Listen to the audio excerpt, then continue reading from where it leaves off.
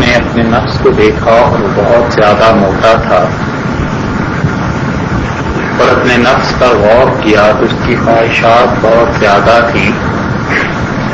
اپنے نفس سے بات چیت کرنے لگے تو معلوم ہوا کہ وہ بہت سرکش اور ضدی ہے۔ تو انہوں نے اس سے پوچھا کہ بھئی میں نے اتنے مجاہدے کیے، اتنے برس تک ہم تم پر محنت کرتے رہے، توڑنے کی کوشش کرتے رہے، اس قدر مجاہدے تھے، تو آخر تمہارا موٹا ہو جانے کا راز کیا ہے؟ تمہارے اسکول جانے کا اور تمہیں اتنی سرکشی کی عادت کہاں سے پڑی؟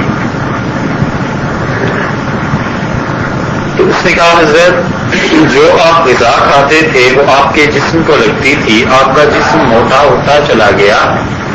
تو انہوں نے کہا ہاں یہ تو بات ہے۔ اس نے کہا آپ بچے تھے، چھوٹے سے تھے، پھر ماں نے دودھ پلایا، پھر بڑے ہو گئے، باپ نے غذا کھلائی، اور کہاں آپ چھوٹے سے تھے اور کہاں آپ اتنے ماشاءاللہ طویل جسیم ہیں۔ تو انہوں نے کہا کہ ہاں بالکل ایسے ہے۔ اس نے کہا جس غذا نے آپ کو موٹا کر دیا، میری بھی ایک ایسی غذا ہے جو مجھے مسلسل ملتی رہی، اور اس مسلسل غذا ملنے نے مجھے بھی صحت مند بنا دیا۔ انہوں نے پوچھا کیا غذا تمہیں ملتی رہی؟ اس نے کہا لوگ جو آپ کے پاس آتے ہیں، کوئی آپ کا ہاتھ چومتا ہے، کوئی آپ کے پاؤں چومتا ہے، کوئی آدمی آپ کی طرف کمر کر کے پشت کر کے چلتا نہیں، اور آپ بات کرتے ہیں اور لوگ اس بات کو بڑی توجہ اور غور سے سنتے ہیں، آپ غلط کہتے ہیں اور لوگ اس پہ بھی ہاں کرتے ہیں۔ بس یہ تعظیم جو آپ کی ہوتی رہی اور یہ تکریم اور یہ عزت جو آپ کی ہوتی ہے، یہ میری غذا تھی، یہ مجھے اس دن سے مل رہی ہے جب سے ماشاءاللہ آپ میں بزرگی آئی ہے، اور مجھے میری غذا ملتی رہی، میں صحت مند ہوتا رہا۔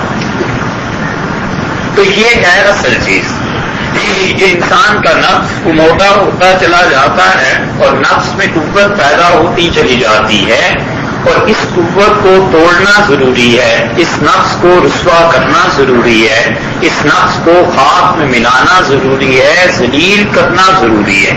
اللہ نے فرمایا قد افلح من زکاہا، بلا شبہ فلاح پا گیا وہ انسان جس کا تزکیہ ہوا، وقد خاب من دساہا، اور جو اس نفس کی شرارت اور بہکاوے میں آ گیا، چل پڑا اس کے پیچھے، وہ برباد ہوا۔ اصل چیز پہلی ایک انسان میں ساری خوبیاں جمع ہو جائیں تو اس کے مجموعے کا انکار نہیں کرتا، اور ایک آدمی میں ساری برائیاں جمع ہو جائیں اور اس کے مجموعے کا انکار کر دیتا ہے۔ یہ بڑی عجیب بات ہے۔ یہ بالکل ایسے سمجھو جیسے کسی انسان میں ساری برائیاں جمع ہو گئیں، ایک آدمی جھوٹ بھی بولتا ہے، ریاکاری بھی اس میں شامل ہے، لوگوں کو دیکھ کے تعظیم سے خوش بھی ہوتا ہے، اس کی بات کوئی کاٹے تو اسے غصہ بھی آتا ہے، وہ سمجھتا ہے کہ لوگ میری مان کے چلا کریں، میرے سامنے بولا نہ کریں، میں جو کچھ کہوں بس وہ ہونا چاہیے، اسی طرح خاندان میں میری بات سب پر مسلط رہے، کوئی چھوٹا بڑا اگر بولے میں اسے کی توہین کر دوں اور مجھے کوئی پوچھنے والا نہ ہو۔ ان تمام برائیوں کا مجموعہ اگر اسے آپ یہ کہہ دیں کہ میاں بڑے بد اخلاق انسان ہو، بڑے برے آدمی ہو، اپنے نفس کے پنجے میں پھنسے ہوئے ہو، اس پہ وہ برا مان جائے گا۔ اسی کو الگ الگ کر کے بتاتے چلے جاؤ تو شاید غور کر لیں، اور اسی کا مجموعہ نہ کے سامنے رکھ دو تو بری بات ہوگی۔ حالانکہ چیز تو وہی ہے۔ ایک بڑے میاں تھے، انہیں بڑی چڑ تھی اس سے کہ کوئی ان سے پوچھتا حضرت خیریت سے ہیں، اور انہیں بڑی چڑ، ڈنڈا دے کے پیچھے بھاگ پڑتے کہ رے کم وقت خیریت سے نہیں ہو تو اور کیوں، بالکل ٹھیک ٹھاک وہ خبردار کہ تم نے خیریت کا لفظ پوچھا، یہ بوڑھے سے جو خیریت پوچھتے ہو تو اس کا مطلب یہی ہے کہ مجھ میں کوئی نہ کوئی بیماری ضرور لگ گئی۔ ایک دن ایک صاحب انہیں ملے اور کہا حضرت آپ کے کان ٹھیک ہیں؟ انہوں نے کہا ہاں بالکل ٹھیک ہے۔ ان کا بصارت بھی ٹھیک ہے؟ ان کا ہاں بھی بالکل ٹھیک ہے۔ کہا حضرت کوئی چیز کھاتے ہیں ذائقہ محسوس ہوتا ہے، تلخ گرم سرد یہ چیزیں محسوس ہوتی ہیں، کڑوا میٹھا بھی محسوس ہوتا ہے؟ کہا بالکل محسوس ہوتا ہے۔ کہا چل پھر بھی لیتے ہیں؟ ہاں جی چل پھر بھی لیتا ہوں۔ کہا سونا نیند بھی پوری انہوں نے کہا حضرت جب ہر طرف خیریت ہے تو کسی مجموعے کا نام تو خیریت ہے. اب چڑ گیا کہتے کہ پھر لیا تم نے خیریت کا نام, خبردار جو اس کا نام آئندہ سے لیا. یہ حالت ہو گئی ہے لوگوں کی کہ الگ الگ کر کے بات کرو پھر سمجھ میں آ جاتی ہے, اور اسی کا مجموعہ جب بتا دو تو اس سے چڑ جاتے ہیں. چڑنے کی اتنی کیا بات ہے, اپنے نفس پر غور کرے کہ میں نے اس پر کتنی پابندیاں لگائی ہیں, یا اسے کھلی چھٹی دے رکھی ہے, جو یہ چاہے کرتا پھرے. نہ اس کو بولنے پہ پابندی ہے, نہ اس کے دیکھنے پہ پابندی ہے, حتیٰ کہ اس کے کھانے اور پینے پہ پابندی نہیں ہے. سوچو تو یہ کیا مسئلہ. نفس تمنا کرتا ہے کھانے کی, بغیر سوچے سمجھے کہ یہ کھانا حلال ہے یا حرام کھا لیتا ہے. نفس تمنا کرتا ہے کھانے کی, اور کھانا بھی نفس سے ہی حرام ہو تو بھی کھا لیتا ہے. شراب ہے وہ پی لیتا ہے, بری چیز ہے وہ کھا لیتا ہے. نہ کھائے نہ پیے, یہ پاکیزہ حلال چیز, گائے کا گوشت ہے, کتے کا گوشت ہے, سبزی ہے, کوئی اور چیز ہے, مرغی ہے, اور حرام کے مال سے پیسے حرام کا اس سے خرید کے کھا لیتا ہے. یہ اپنے نفس کی پیروی نہیں ہے تو اور کیا. جب جی چاہ جس چیز کو چاہ دیکھ لیا, جس چیز کو چاہ سن لیا, یہ نفس کی غلامی نہیں ہے تو اور کیا. یہ ہے تابع داری اس نفس کی جو بالآخر کشاں کشاں جہنم کی طرف لے جاتا ہے, اور آدمی کو بالکل ہی مار دیتا ہے, بالکل برباد کر دیتا ہے. ہر دشمن کے ساتھ یکساں سلوک نہیں کیا کرتے. ہر کتا اس قابل نہیں ہوتا کہ لکڑی ماری جائے. بعض کتوں کو روٹی ڈال دو پھر چپ ہو جاتے ہیں, بعض کو لکڑی سے مارو تب جا کے جان چھٹتی ہے. ہر دشمن کا علاج مختلف ہے. نفس کا علاج یہ ہے کہ انسان اس کی مخالفت کرتا رہے, کبھی اس کے بہکاوے میں نہ آئے, کبھی اس کی بات کو اچھا نہ جانے. ازلی ابدی ہمیشہ کا دشمن اسے سمجھے.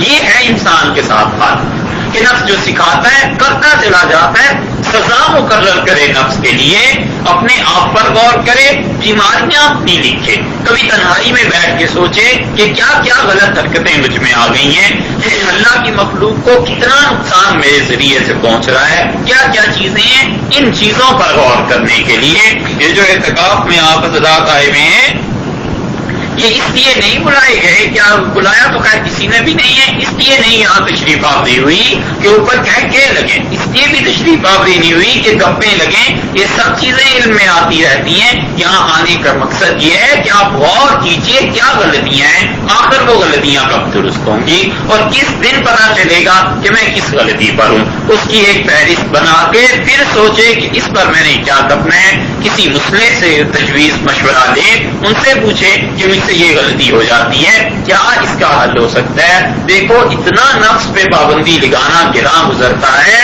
آپ یہ طے کر لیجئے کہ نفس کو یہ سزا دینی ہے. 2 دن 4 دن 10 دن جب سزا ملتی ہے پھر اسے پتا چلتا ہے کہ کیا چیز ہے.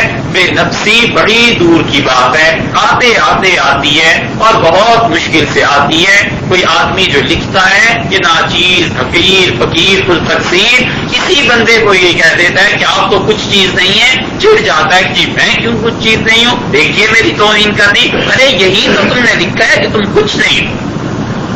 اپنے لکھا جو تمہارا تحریر ہے اسی کو تو لوگ بتا رہے ہیں, اسی کو تو کہہ رہے ہیں کہ تم کچھ نہیں. جنید رحمت اللہ علیہ جا رہے تھے, اور جنید بغدادی رحمت اللہ علیہ اکابر اولیاء اللہ میں سے گزر رہے تھے, اور کسی دشمن نے اوپر سے کچرا پھینک دیا, کوئی چیز پھینک دی, اور ان کو لگی تو انہوں نے کہا پروردگار ایسا گنہگار ہوں, عذاب آ جانا چاہیے تھا, آپ کی مہربانی ہے کہ صرف کچرا پھینکوایا گیا ہے, آپ کی عنایات ہیں کہ صرف یہ چیز دی گئی ہے, حق تو یہ تھا کہ چھوٹے پڑتے کچھ اور ہوتا. یہ ہے بے نفسی کہ انسان پر کوئی ایسی چیز آئے تو وہ سمجھتا ہے میں اس سے بھی زیادہ کا مستحق تھا. ایسے برے برے کرتوت کیے ہوئے ہیں, اور ایسی برائی ہے سر سے پاؤں تک, اوپر سے نیچے تک, بس گناہ ہی گناہ ہیں, غلطیاں ہی غلطیاں. اللہ سے معافی مانگتا رہے, اللہ سے تعلق رکھے, اور اللہ کا اور بندے کا تعلق ماں اور بچے کا تعلق ہے, بلکہ یوں کو ماں اور نادان بچے کا تعلق ہے. نادان بچہ ہے, کچھ سمجھ نہیں آتی, اسے کبھی کچھ کہتا ہے کبھی کچھ کہتا ہے, اور وہ معاف فرماتے چلے جاتے ہیں. تو انسان سوچے اپنے نفس کے ہاتھوں کیا کچھ کر رہا ہے, پابندی مقرر لگائے اس پہ, سزا اس کے لیے مقرر کرے. کیسی سزا مقرر ہوتی ہے؟ ایک آدمی کہتا ہے کہ میری نظر بیٹھ جاتی ہے, نظر پہ کنٹرول نہیں رہتا. ہم کہتے ہیں میاں سوچو صبح سے شام تک کتنی مرتبہ نظر کا غلط استعمال ہوا ہے, گنتے چلے جاؤ اور اس کے بعد طے کرو کہ جتنی مرتبہ نظر کا غلط استعمال ہوگا اتنی رکعتیں نفل کی پڑھوں گا. 10 مرتبہ غلطی کی ہے 20 نفلیں پڑھوں گا آج شام کو, اور 20 نفلیں جب ایک دن پڑھے گا ہمت کر کے 6 نفس پہ گراں گزرے گا, اسے پتا چلے گا کہ یہ سزا مل رہی ہے. آئندہ سے پھر 10 ہو جائیں گی, پھر 5 ہو جائیں گی, اور پھر تصور سے بھی گھبرائے گا کہ کس مصیبت میں ڈال دیا ہے تم نے. یہ چیزیں ہوا کرتی ہیں, ہم اس چیز کے عادی نہیں, بلکہ سنا ہی نہیں, سنا بھی ہے تو سمجھا نہیں. اپنے آپ کو بڑی چھٹی دے رکھی ہے. یا تو آدمی اپنا تزکیہ یہاں کر لے, تزکیے کے 3 ہی طریقے ہیں. موت سے پہلے پہلے یہاں کر لے, یہاں تزکیہ نہیں ہوا تو جہنم کی آگ سے ہو جائے گا, اور وہ دونوں چیزیں. اس کے بعد تیسری اللہ کی رحمت ہے, باری تعالیٰ رحمت فرما دیں اور اپنے حقوق معاف کر دیں, وہ اللہ کی مرضی ہے, اس میں کسی کو بھی دخل نہیں ہے. اور اللہ تعالیٰ انسانوں کے حقوق اس نے خود ہی کہہ دیا ہے کہ وہ تمہارے حقوق ہیں, تم ایک دوسرے کے حقوق سمجھتے ہو. قیامت میں آؤ گے پھر ہم تم سے پوچھیں گے کہ کیا کیا معاملات ہیں, پھر ایک دوسرے کے حقوق وہاں پورے کرنے ہوں گے. تو حقوق یہاں پورے کیجیے, ایک دوسرے کے حقوق کو پہچانیے. سوچئے اللہ نے کیا کیا ذمہ داریاں لگا دی ہیں, اللہ نے کیا کیا پابندیاں لگا دی ہیں. یہ نفس ہے سرکش, اور یہ قابو میں آتا نہیں ہے جب تک کہ اس پہ پابندی نہ لگائی جائے. پابندی لگانی ایسی ہے انسان سے گناہ ہو جاتا ہے, ایک گناہ ہوا اور یہ طے کرتا ہے کہ اگر اب آئندہ ایسا گناہ کرو گے تو 10 روپے میں خرچ کروں گا کسی اللہ کے راستے میں. یہ بھی ایک ہلکا طریقہ ہے. لطف تو اس طریقے میں ہے جو ایک بزرگ نے تجویز کیا تھا کسی کے لیے. اس نے کہا حضرت غیبت نہیں چھٹتی. فرمایا دن میں کتنی مرتبہ کرتے ہو؟ اس نے کہا حضرت بہت مرتبہ ہو جاتی ہے. فرمایا لکھ کے لے آنا, بس نشان لگاتے چلے جاؤ. اس نے جو اگلے دن شمار کیا تو 100 مرتبہ غیبت کر چکا تھا دن میں. حضرت نے فرمایا 100 روپے لے کے کھڑے ہو جاؤ, 1 روپے کا نوٹ, اور نہر میں پھینکتے چلے جاؤ. اس نے کہا حضرت نہر میں پھینکتا چلے جاؤ؟ فرمایا ہاں 1 نوٹ کر کے پھینکنا, یہ نہ ہو کہ 100 کا نوٹ ایک ہی مرتبہ پھینک دو. وہ جب 100 نوٹ پھینک کے آیا تو اگلے دن 10 پہ آ گیا. کہنے کا حضرت آج تو 10 مرتبہ ہو گیا. فرمایا آج پھر جا کے کرو. تیسرے دن کہنے لگا حضرت اب تو غیبت کے نام سے بھی کانپتا ہوں, اب غیبت نہیں ہوتی. یہ کیا انہوں نے علاج کیا؟ علاج انہوں نے جو گہرا کیا ہے وہ یہ ہے کہ 100 کا نوٹ 1 مرتبہ پھینک کے آ جاتا تو دل کو ذرا سی تسلی ہوتی کہ چلو جان چھٹ گئی. اب ہر مرتبہ 1 روپیہ نکال کے پھینک رہے ہیں. 100 مرتبہ ضرب لگی ہے اس نفس پہ, 100 چھٹیاں چلی ہیں, تب جا کے یہ ختم ہوا ہو گیا جو ہو. یہ تو بڑی بات ہو گئی. اور اگر وہ بزرگ کہہ دیتے کہ اللہ کے راستے میں خرچ کرو, یہ بھی نفس کی شرارت ہے. یہ کہتا کہ چلو اللہ کے راستے میں خرچ کر دیا ہے, کوئی حرج نہیں. اب یہ اللہ کے راستے میں بھی خرچ نہیں کیا, حلال کا مال اپنے نفس کی اصلاح کے لیے وہاں بظاہر ضائع ہو رہا ہے, حقیقت میں ضائع نہیں ہو رہا. اس کی کو تو علاج کر رہا ہے, حقیقت میں تو ضائع نہ ہوا. اللہ کے یہاں تو علاج کے لیے اس نے صرف کیا نا, اس لیے اس پر تو کوئی اشکال ہی نہیں ہے. لیکن اس کی نظر سمجھ میں یہی آیا کہ ضائع کر رہا ہوں پیسہ. اب اپنے نفس پہ جب بوجھ پڑا تب جا کے معاملہ درست ہوا ہے. تو اس لیے انسان اپنے آپ پہ پابندی لگائے, سوچے کیا کیا بیماری آ گئی ہے, کیا کیا باتیں آ گئی ہیں, کہاں کہاں میں بیٹھ جاتا ہوں. بہکاوا اس سے آتا ہے کہ یہ کپڑے بڑے اچھے پہنے ہیں, دوست تعریف کریں گے, یہ جیکٹ آج خریدی ہے, دوستوں میں بیٹھوں گا تو کیا کیا کہیں گے. جب تعریف سنے اس کو اتار کے اسی کے حوالے کر دے, یار یہ تمہارے لیے تحفہ لایا ہوں, ذرا کر کے دیکھو. ایک مرتبہ جب یہ حرکت ہو جائے تو پھر دیکھو کتنی گرانی ہوتی ہے طبیعت میں. آئندہ گھر سے پھینک کے جانا ایسی چیز چھوڑ دے گا, کہے گا پھر میرا دل مجھے یہی کہے گا اور میں نے تو اسے سزا دینی ہے. یہ چیز ہے, یہ معاملہ ہے. سید صاحب رحمۃ اللہ علیہ کے مرید تھے, اور سید صاحب رحمۃ اللہ علیہ کو ہر سال وہ 365 جوڑے کپڑوں کے نواب صاحب بھیجتے تھے اور کہتے تھے حضرت اتنے اچھے لگتے ہیں کہ ایک مرتبہ جو کپڑا پہننے دوبارہ نہ پہنے. سید صاحب رحمۃ اللہ علیہ پہنتے رہے. پشاور جب آمد ہوئی تو پٹھان کوئی تھا حضرت رحمۃ اللہ علیہ کو دیکھتا رہا. تو حضرت نے فرمایا خان صاحب تم اس چیز کو نہ دیکھو کہ میں روز نئے کپڑے اور اچھے کپڑے پہنتا ہوں، میرا حال یہ ہے کہ اگر اللہ کا حکم یہ ہو جائے کہ میں گائے کے گوبر میں گھس جاؤں تو میں اس کے لیے بھی تیار ہوں، اور میں اپنے نفس سے کہتا ہوں کہ تم ان بستروں پہ سونے کے لیے اور اچھے کپڑے پہننے کے لیے نہیں ہو، تمہارا تو حال اس دن اچھا ہوگا جب تمہارا خون مٹی میں مل جائے گا، تمہارے جسم کے اعضاء کے ٹکڑے ٹکڑے ہو جائیں گے، میں تو اس دن خوش ہوں گا۔ تو میرا نفس اس بات سے ڈرتا ہے، یعنی اس بات کو آمادہ قبولیت کی طرف نہیں آتا۔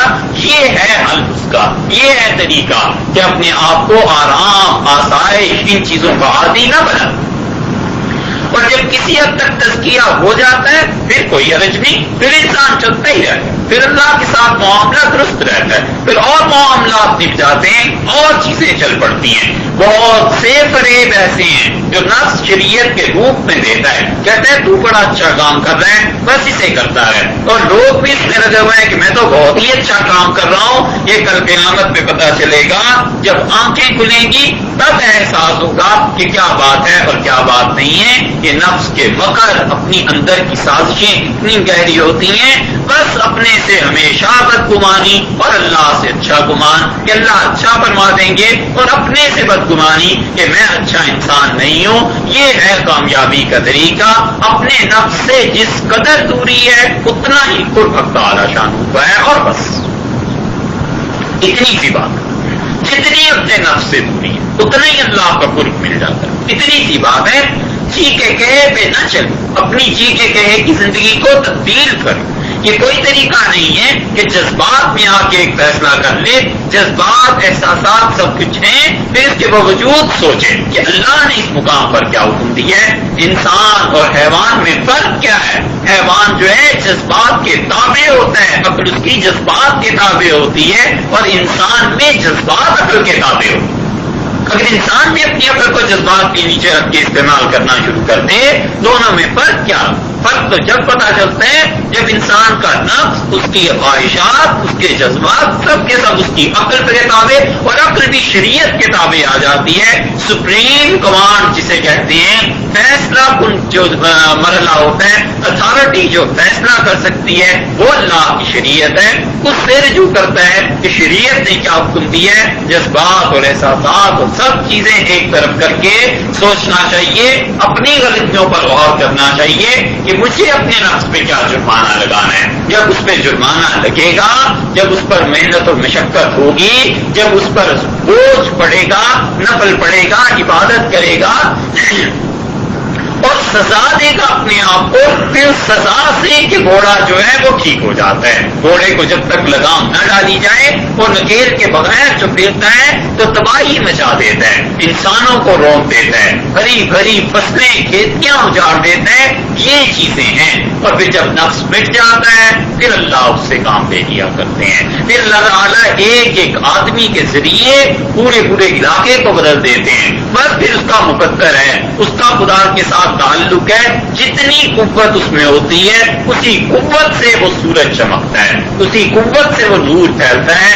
حضرت گنگوئی رحمت اللہ علیہ فرماتے تھے، حاجی امداد اللہ صاحب رحمت اللہ علیہ کے یہاں حاضری ہوئی، اور حاجی صاحب رحمت اللہ علیہ کے یہاں کھانا آتا تھا۔ حافظ ضامن صاحب اور حضرت حاجی امداد اللہ صاحب معاذ مکی رحمت اللہ علیہ، ان حضرات کے یہاں امتحان کے طریقے بھی بڑے عجیب ہوتے ہیں۔ یہ نہیں ہے کہ ہر انسان کے لیے انہوں نے ایک ہی طریقہ رکھا ہو، کوئی کسی طریقے سے کوئی کسی طریقے سے، مگر جب امتحان ہوتا ہے پھر صاف پتہ چل جاتا ہے کہ صاحب ہیں کتنے پانی میں اور کس امید پہ جی رہے ہیں، کیا دماغ میں بھس بھرا ہوا ہے یا دماغ میں واقعی دماغ ہے۔ حضرت گنگوئی رحمت اللہ علیہ کہتے تھے، کھانا لایا گیا حاجی صاحب کے سامنے، اور حاجی امداد اللہ صاحب معاذ مکی رحمت اللہ علیہ نے کوفتے کا ایک پیالہ تھا، بہت اچھا سالن کو اٹھا کے اپنے سامنے رکھ دیا۔ حافظ ضامن شہید رحمت اللہ علیہ بھی بیٹھے تھے، وہ بھی انہوں نے ان کو اپنے ساتھ کھانے میں شریک کیا اور مجھے دال کا ایک پیالہ دے کے کہا کہ اس میں کھا لیجیے۔ تو حافظ ضامن نے کہا، ارے مولوی صاحب نے کیوں ایسے کرتے ہو، انہیں بھی اپنے ساتھ کھانے میں شریک کر لو۔ تو حاجی صاحب نے فرمایا، صاحب مولوی صاحب کی حالت تو یہ ہے کہ جی چاہتا ہے بالکل یہ روٹی پہ رکھ کے کوئی چیز سے دروازے پہ بٹھا دوں باہر نکال کے، ان کی حالت تو یہ ہے۔ حضرت گنگوئی رحمت اللہ نے فرماتے ہیں، مجھے حضرت غور سے دیکھتے رہے اس جملے کے بعد، اور میرے میرے دل میں یہ حال تھا کہ میں دل میں کہہ رہا تھا حضرت کے دسترخوان سے کھانے کو مل جائے، یہ بھی ان کی عنایت اور مہربانی ہے، اپنے یہاں رکھ لی ہے، وگرنہ میں تو اس قابل بھی نہیں تھا، کہاں دال کا چکر اور کہاں کوفتے کا چکر۔ فرمایا حضرت مجھے دیکھتے رہے اور آپ نے مجھ سے فرمایا مولوی صاحب بس یہی دیکھنا تھا تم میں یہ چیز ہے یا نہیں ہے۔ یہ ہیں طریقے کہ جب نفس مٹ جاتا ہے پھر آدمی اپنے لیے کم سے کم تر مقام کو سوچتا ہے کہ میں تو اس قابل بھی نہیں، اس قابل بھی نہیں، اور اللہ تعالیٰ کے بلند کرتے چلے جاتے ہیں۔ حضرت مدنی قدس سرہ نے شیخ الحدیث ماں زکریا صاحب رحمۃ اللہ علیہ کے خط کا جواب لکھا ہے، اور شیخ الحدیث صاحب نے خط لکھا ہے کہ حضرت بہت سے لوگ مجھ سے بیعت کے لیے اصرار کرتے ہیں اور آپ میری اجازت منسوخ فرما دیجئے۔ خلافت مجھے اپنے حضرت سے ملی تھی، وہاں خلیل احمد صاحب سہارنپوری رحمۃ اللہ علیہ سے، آپ اس خلافت کو ہی منسوخ کر دیجئے تاکہ میں سب میں امن اطمینان سے رہوں کہ میرے پاس کوئی خلافت ہی نہیں ہے۔ تو حضرت مدنی رحمۃ اللہ علیہ نے جواب میں لکھا ہے کہ مولانا آپ لوگوں سے اتنا شیخ الحدیث صاحب گھبراتے ہیں، میرا حال یہ ہے کہ کئی برس گزر گئے ہیں تہجد کی نماز پڑھ کے مسلسل یہ دعا کرتا ہوں کہ اللہ لوگوں کو مجھ سے ہٹا لے، لوگوں کو پھیر لے، اور میری اس میں سنی نہیں جاتی۔ یہ حال ہو جاتا ہے جب بے نفسی آتی ہے، پھر اللہ کی طرف سے فیوزات برکات اتنی آیا کرتی ہیں۔ اس بے نفسی کا عالم یہ ہے کہ ٹرین میں سفر کر رہے ہیں اور کسی ایک آدمی آئے اور بہت انہیں غصہ تھا، حضرت نے اس ہندو حضرت نے پوچھا کیا ہوا، اس نے کہا لوگوں کو کوئی تمیز نہیں ہے، عقل نہیں ہے، دیکھیے ساری لیٹرین خراب کر دی ہے اور آدمی اس میں جا بھی نہیں سکتا۔ حضرت رحمت اللہ علیہ چپ ہو گئے اور مدنی رحمت اللہ کے سامنے وہ بیٹھا، ٹرین میں ساری سفر کر رہے ہیں، تھوڑی دیر بعد اٹھے گئے اور آ کر اس سے کہنے لگے یہ تو بالکل صاف ہے، آپ جا کر دیکھیے آپ کو غلط فہمی تو نہیں ہوئی۔ اس نے کہا نہیں صاحب میں بڑی دیر سے مشکل میں بیٹھا ہوا ہوں لیکن کیا غلط فہمی ہونی، میں کیا پھر جا کے دیکھیے۔ وہ ہندو اٹھ کے گیا اور جب فارغ ہو کے واپس آیا تو وہ سمجھ گیا کہ کیا ہوا ہے۔ حضرت رحمت اللہ علیہ نے گاڑی میں سے ڈبیا اٹھا کے سگریٹ کی یہ کاغذ جمع کر کے لیٹرین کو اپنے دستے مبارک سے صاف کیا اس ہندو کے لیے، اور وہ آیا تو کہنے لگا میں حیران ہوں اگر مسلمانوں کے اخلاق آپ جیسے ہیں تو پھر دنیا میں کیسے اسلام مل سکتا ہے، کیسے لوگ مسلمان نہ رہیں۔ یہ بے نفسی ہے اپنے بھائی کی خدمت کرنا۔ یہاں بے نفسی تو کیا، نفس اتنا موٹا ہوتا ہے کہ پرواہ ہی نہیں ہوتی میرے اس عمل سے کسی کو تکلیف پہنچ رہی ہے نہیں پہنچ رہی۔ ایک آدمی سو رہا ہے، دوسرا اس کے سرانے کھڑے ہو کے اونچی آواز سے تلاوت شروع کر دے، اب پرواہ ہی نہیں ہے کہ میری اس تلاوت سے بیچارے کو تکلیف پہنچے گی، اس کی نیند خراب ہوگی۔ اور ایک آدمی اللہ سے مانگ رہا ہے، تنہائی میں بیٹھا ہوا ہے، دوسرا باپ بیٹھا کہہ کے لگا رہا ہے۔ اس آدمی کو جو اللہ سے روکنے والی بات ہے، مانگنے میں جو اس کے فرق پڑا، اس کے کہکے کی وجہ سے، کیا اسے قیامت میں کوئی نہیں پوچھے گا کہ میرا بندہ مجھ سے مانگ رہا تھا اور تو وہاں اتنی بے فکری سے کہہ کے لگا رہا تھا، تیرا کیا مان؟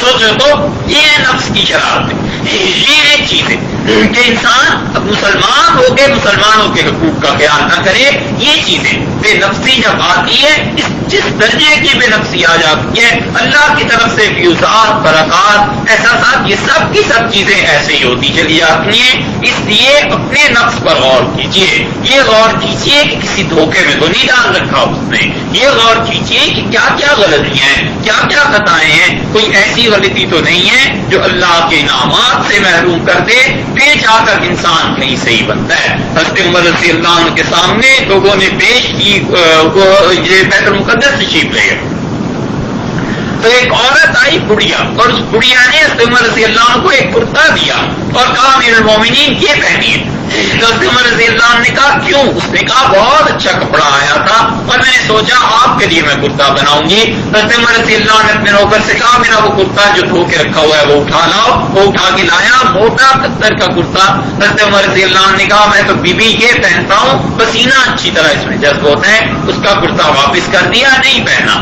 لوگوں نے کھانے کی دعوت دی، حضرت عمر رضی اللہ عنہ اپنا کھانا نکال کے کھانے لگے اور پھر فرمایا لوگوں یہ بات نہیں ہے کہ عمر کو اس لباس کی اصلیت کا پتہ نہیں اور عمر نے کبھی استعمال نہیں کیا، اور نہ یہ بات ہے کہ عمر ان کھانوں کی لذت سے واقف نہیں، ہم اس دور سے گزرے ہوئے ہیں۔ مگر بات اتنی ہے کہ جب میں ان چیزوں کو دیکھتا ہوں اور قرآن کی یہ آیت میرے ذہن میں آتی ہے کہ اللہ تعالیٰ قیامت میں کچھ لوگوں سے کہیں گے کہ تمہاری نیکیوں کا بدلہ تو ہم نے تمہیں دنیا میں ہی دے دیا تھا، وہاں جا کر اب تلاش کرو، تو میں ڈر جاتا ہوں کہ کہیں ایسے نہ ہو یہ چیزیں عمر کی نیکیوں کا بدلہ ہو جائے۔ تو وہ لوگ جو نیکی کرنے کے باوجود اتنے ہم سے نیکی ہوتی ہی کہاں ہے بھائی؟ اس لیے غور کرو کیا کیا چیزیں نفس میں شامل کرتی ہیں، کیا کیا کن کن احکاموں میں الجھا دی ہے، نفس برباد کر دیتا ہے اس آدمی کو جو فرض پہ نفل کو ترجیح دینے لگے۔ یہ تباہی پھیلتی ہے کہ اتنی بڑی بات ہے، عام کھلے بندوں تہجد پڑھتا ہے، نوافل پڑھتا ہے، کیا کیا کرتا ہے، اور فرض نماز بول کر دی، فرض نماز کا پتہ ہی نہیں۔ تسبیح پڑھتے ہوئے ہم لوگوں کو دیکھتے ہیں اور ہم پوچھتے ہیں کہ میاں قضا نماز پڑھی ہے یا نہیں؟ زندگی میں جو نمازیں قضا تھی، کہتے ہیں جی وہ تو قضا نماز تو نہیں پڑھی۔ اس صلاۃ التسبیح میں جو پھنسا ہوا ہے یہ شیطان کا نفس کا دھوکہ ہے کہ صلاۃ التسبیح پڑھنے سے خوش ہوگا، میرے گناہ معاف ہو رہے ہیں، اور وہ جو 10 سال کی نمازیں اللہ کا حق مارا ہوا ہے وہ کون ادا کرے گا؟ وہ جو اللہ تعالیٰ کا 5 سال کا حق دینا ہے وہ کون ادا کرے گا؟ قیامت میں اس کی پوچھ ہو گئی تو پھر زکوٰۃ نہیں دیتا، اور اللہ کے راستے میں جو بھی آتا ہے مانگنے کے لیے فقیر دکان سے فارغ نہیں جاتا، ہر ایک کو دیتا ہے اور زکوٰۃ نہیں دیتا۔ سوچو تو یہ قیامت میں خدا کے یہاں کیا معاملہ بنے گا؟ بیوی کا حق میں ہے جو سب سے قوی دین، سب سے قوی مضبوط قرض ہے فقہا کے نزدیک، یہ اس کی ادائیگی کی فکر نہیں کرتا۔ اور کوئی دوست یاد آ کے کہے کہ 1000 2000 چاہیے، کہتا ہے جی کس دن کام آئیں گے یہ نہیں، وہ نفلی نیکی کر رہا ہے اور فرض نیکی سے رکا ہوا ہے، جو اپنا فرض ہے وہ پورا نہیں کر رہا اور نفل کے کام میں پھنسا ہوا ہے۔ سوچو یہ نفس کے کتنے مکر ہیں اور انسان کس کس جگہ پر پہنچ کے پھنس جاتا ہے، سمجھ نہیں آتی کہ کیا ہو رہا ہے کیا نہیں ہو رہا۔ بس صحیح طریقہ اس کا یہی ہے کہ مٹائے اپنے آپ کو، اپنے نفس پہ پابندی لگائے، اپنے آپ کو سزا دے، اس کے بغیر کام چلتا نہیں ہے، سدا ہوا گھوڑا بن جاتا ہے۔ دیکھو ایک درخت ہے جسے مالی لگاتا ہے، مالی اس درخت کو کیا کرتا ہے، کاٹ چھانٹ بھی کرتا ہے، کینچی بھی اس پہ چلاتا ہے، کبھی کبھی اسے چھیل بھی دیتا ہے، کبھی اس کی ٹہنیاں بھی کاٹ دیتا ہے، کبھی کبھی کیا ہوتا ہے وہ درخت ٹیڑھا ہونے لگے اسے باندھ بھی دیتا ہے کہ ٹیڑھا نہیں ہونا، اور پھر اسے پانی بھی دیتا ہے، اور پھر ان تمام باتوں کے بعد جب اس درخت پہ پھل پڑتا ہے وہ پھل بادشاہوں کے دسترخوان پہ جاتا ہے۔ اور کوئی آدمی ایسے گٹھلی پھینک دے، درخت اگایا نہ کسی نے کاٹ چھانٹ کی، نہ اس درخت کو کسی نے سیدھا کیا، نہ اس پہ کوئی پابندی لگی، نہ کسی نے رسی سے جکڑا اس درخت کو، اس پہ اول تو فرق پڑتا نہیں، اور پڑ جائے تو کسی شریف آدمی کوئی شریف آدمی سے خریدتا نہیں، کوئی آدمی اسے پسند نہیں کرتا، اس لیے کہ یہ مالی کی ساخت برداشت کے بغیر خود بخود ہی بنا۔ تو معاملہ یہی ہے کہ جب تک انسان صحیح معنی میں اپنے آپ پر غور نہ کرے، اپنی غلطیوں کو محسوس نہ کرے، بات بنتی نہیں ہے۔ موت سے پہلے پہلے جس دن بھی اپنی غلطی کو محسوس کرنے لگ گیا، یہ اللہ کا انعام ہے، اللہ کی طرف سے رہنمائی ہے، اللہ کی طرف سے یہ بہت ہی خدا کی طرف سے عنایات ہیں۔ وگرنہ سورہ توبہ پڑھو، اور سورہ توبہ میں چند آیات ایسی ہیں کہ آدمی اگر پڑھے لرز کے رہ جاتا ہے، ہل جاتا ہے دل ان آیات کو پڑھ کے کہ اللہ نے کیا فرمایا۔ اللہ فرماتے ہیں میرے نبی صلی اللہ علیہ وسلم، یہ جو منافقین آپ کے ساتھ تبوک میں اس غزوے میں نہیں گئے، یہ بات نہیں ہے کہ وہ نہیں گئے، وَلَٰكِن كَرِهَ اللَّهُ بِعَاثَهُمْ، اللہ کو نفرت ہوئی اس بات سے کہ آدمی ہمارے راستے میں کام کرے۔ یہ ہے اصل مسئلہ۔ کہتے ہیں میں نے پیسہ مسجد میں نہیں دیا، تم نے نہیں دیا، یا تمہارا پیسہ اللہ نے قبول نہیں کیا، سوچو فرق کیا ہے۔ کہتے ہیں کہ میں اپنا کام نہیں چکا ہے جی، میں اس میں نہیں گیا تھا، وہاں تو بڑی مار پٹائی لڑائی ہو گئی، سوچو تمہاری جان کو اللہ نے جہاد میں استعمال نہیں کیا، یہ کہ تم بچے بیٹھے رہے۔ منافقین کا یہی طرز عمل تھا، انہوں نے کہا اچھا ہوا اتنی گرمی تھی، یہ مسلمان گئے ہیں سارے لڑنے کے لیے روم سے، ہم نہیں گئے۔ اللہ فرماتے ہیں تم نہیں گئے، یہ بات نہیں ہے، بات یہ ہے کہ ہم نے تم سے اپنا کام نہیں دیا۔ وَلَٰكِن كَرَهَ اللَّهُ بِعَاثَهُمْ فَثَبَّتَهُمْ، اللہ نے فرمایا بیٹھے تم یہی جمع رہو مدینہ منورہ میں، وَقِيلَ اقْعُدُوا مَعَ الْقَاعِدِينَ، اور اللہ فرماتے ہیں ہم نے کہا جیسے اور بیٹھے ہوئے بہت سے تم بھی بیٹھے رہو، تم سے ہم اپنی راہ کا کام نہیں لیں گے۔ اس لیے انسان غور کرے کہ دین سے محرومی وہ خود اختیار کر رہا ہے یا اللہ کی طرف سے توفیق چھینی جا رہی ہے۔ خدا کی توفیق بہت بڑی چیز ہے، اللہ کی تمام توفیقات بہت بڑی چیز ہیں۔ جب بھی دل میں کبھی یہ بات آئے کہ میں نے یہ نیکی کر لی، ہمیشہ اس کا حل یہ ہے کہ یہ سوچو اللہ کی توفیق، اللہ تعالیٰ نے توفیق دی ہے، اللہ تعالیٰ نے یہ کام کرا دیا ہے، اس سے دو چیزیں ہوں گی، ایک تو اپنے میں غرور پیدا ہوگا، دوسرے اللہ کا شکر ادا کرنے کا جذبہ ابھرے گا، ایک تیر میں دو شکار ہو گئے، دونوں کام پہ جب وقت ہو جائیں گے، اپنے اندر غرور پیدا نہیں ہوگا، اس لیے کہ کہے گا کہ اللہ نے کروائی ہے، میں نے تو کی نہیں، اور جب اس پہ شکر کی کیفیت پیدا ہوگی کہ اللہ آپ کا شکر ہے، آپ نے یہ کام مجھ سے کروا دیا۔ آپ دیکھیے آپ کتنے پارے سنتے ہیں، میں پھر وہی مثال دوں، 8 پارے 10 پارے تھک کے چور ہو جاتا ہے جسم، تب صبح کے وقت پھر احساس ہوتا ہے نیند میں لیٹتے ہوئے کہ آج رات ساری تھکن اتنی زیادہ ہو گئی، لیکن دل میں یہ بھی آتا ہے کہ اللہ کا شکر ہے نیکی کے کام میں گزر گئی، اللہ نے توفیق دی، اللہ نے اپنے سامنے کھڑے کیے رکھا۔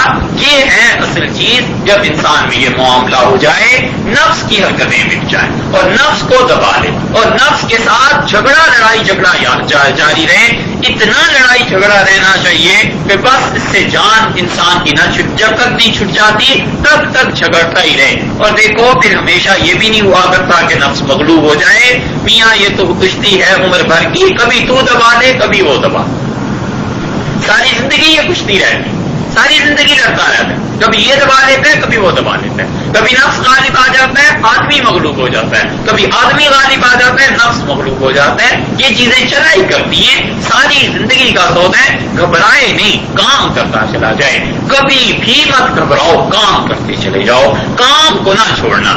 یہ ایسی بات آپ سے میں عرض کر رہا ہوں، اس کی کوئی قیمت نہیں ہے، اس کی قدر کرو، کام کبھی نہ چھوڑو، گناہ ہوتے ہیں توبہ کر لو اور اللہ کے کام میں لگ جاؤ، بھولے سے بھی یہ یاد نہ کرو کہ اللہ نے توبہ قبول کی ہے یا نہیں، میرا کام توبہ کرنا ہے، قبولیت اللہ کا کام ہے، کریں نہ کریں ہم کیا کر سکتے ہیں، اور کوئی ڈر ہے جہاں جائیں، اور کوئی جگہ ہے جہاں سے معافی مانگے، وہی ڈر ہے، رو پیٹ کے پھر وہیں آنا ہے، کام کیے چلے جاؤ، کام نہ چھوڑو۔ شیطان کام سے ہٹا دیتا ہے، نفس کام سے ہٹا دیتا ہے، کہتا ہے تو اتنا نیک تھا، اب تو کچھ بھی نہیں رہا، اب تو تجھ سے کچھ کام نہیں ہوتا، یہ کوئی طریقہ نہیں ہے، اب بھی کام ہو رہا ہے، نماز پڑھتا ہے، فرض نماز ہے، لوگوں کے حقوق کا خیال رکھتا ہے، یہ جو کام ہو رہا ہے یہ سب صحیح ہے، کیفیات کا ادراک نہیں ہوتا۔ میاں کیفیات کا ادراک اس لیے نہیں ہوتا کہ جب انسان دیکھو شاہی ٹکڑے کھائے پہلے دن کتنے اچھے لگیں گے، اور چاول کھائے پہلے دن کتنا اچھا پلاؤ لگتا ہے، یہ قورمہ، یہ چیزیں جو یہ پالک گوشت کتنا اچھا لوگ کہتے ہیں بنا ہوا ہے، کھایا ہم نے، پکا ہوا ہے بہت اچھا، اگر یہ روز کھاتے رہو تو اس کی لذت ختم ہو جائے۔ گھڑا جب نیا ہوتا ہے پہلی مرتبہ اس پہ پانی ڈلتا ہے کیسی آواز آتی، اور جب گھڑا عادی ہو جاتا ہے پھر پتہ ہی نہیں چلتا اس کا۔ بالکل اسی طرح جب انسان اندر اپنی طبیعت کو اللہ کا فضل اس کے شامل حال ہو